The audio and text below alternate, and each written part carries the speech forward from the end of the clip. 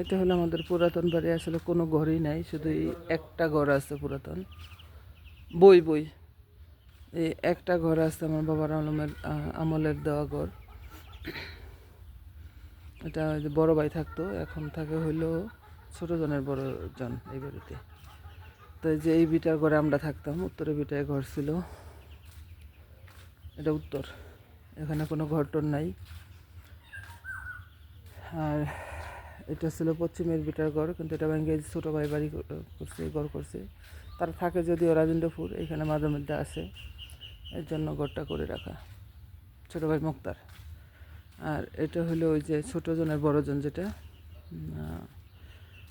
জাকির ভাই, ওই যে যেটার সাথে আমি এখন কথা বললাম, তার এই ঘরটা রেখে দিছে আর তারা নতুন করে বাড়ি করছে। এই ছিল তাদের বাড়ি। ধন্যবাদ।